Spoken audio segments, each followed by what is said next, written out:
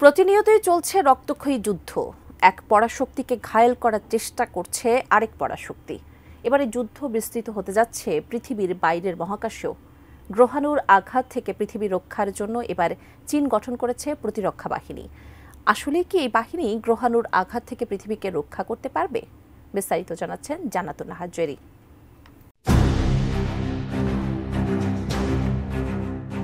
বর্তমান বিশ্বের সবচেয়ে বিশাল বাহিনী রয়েছে চীনের পিপলস লিবারেশন আর্মির। এবার তারা গড়ে তুলেছে গ্রহ প্রতিরক্ষা বাহিনী। মূলত গ্রহাণুর আঘাত থেকে পৃথিবী রক্ষায় এই বাহিনী কাজ করবে। 2032 সালে পৃথিবীতে একটি গ্রহাণু আঘাত হানার শঙ্কার কথা বলেছেন নাসার বিজ্ঞানীরা। এই ঝুঁকি বিশ্লেষণ করে চীনের পক্ষ থেকে বিশেষ এ প্রতিরক্ষা বাহিনী গঠন করা হচ্ছে। এরই মধ্যে এই বাহিনীতে জনবল নিয়োগ দিতে বিজ্ঞপ্তি প্রকাশ করা হয়।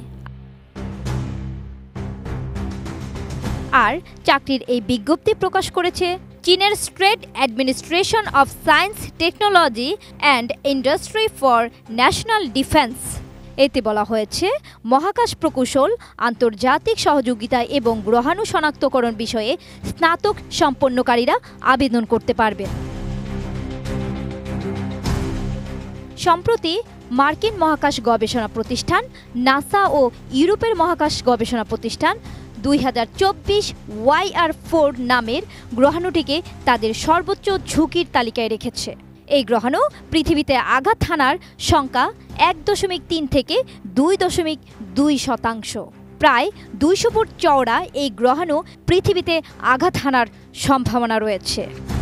সঠিক প্যাড আর সঠিক তথ্য দিয়ে এসো সামলে নিব এক হয়ে মোনালিসা স্যানিটারি ন্যাপকিন। এ বিষয়ে আর্থ ইম্প্যাক্ট মনিটরিং সিস্টেম জানায়, গ্রহাণুটির সরাসরি আঘাতের সম্ভাবনা 1.3%। তবে গ্রহাণুর আঘাত হানলে দক্ষিণ আমেরিকা থেকে শুরু করে আফ্রিকার যে কোনো অঞ্চল ক্ষতিগ্রস্ত হতে পারে। আঘাত না হানলেও পৃথিবী থেকে 66,000 মাইলের মধ্যে চলে আসবে গ্রহাণুটি।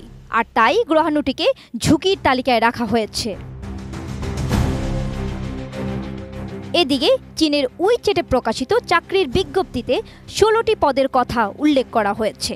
এর মধ্যে 3টি গ্রহ প্রতিরক্ষা বাহিনীতে নিয়োগ হবে। 35 বছরের কম বয়সী স্নাতক পাস ব্যক্তিরা আবেদন করতে পারবেন। এর জন্য কারিগরি ও পেশাদারি দক্ষতা প্রয়োজন হবে। পাশাপাশি চীনের কমিউনিস্ট পার্টির সমর্থক হতে হবে। এরই মধ্যে চীনের এই চাকরি বিজ্ঞপ্তি নিয়ে অনলাইনে তরুণদের মধ্যে ব্যাপক আলোচনা শুরু হয়েছে। চীনের মহাকাশ খাত দ্রুত এগিয়ে যাচ্ছে। গ্রহাণু পর্যবেক্ষণের দিকে আরও গুরুত্ব দিতে এই নিয়োগ বিজ্ঞপ্তি দেওয়া হয়েছে কিনা তা স্পষ্ট নয়। তবে এ বিষয়ে চীনা সামরিক প্রতিষ্ঠানটি কোনো মন্তব্য করেনি।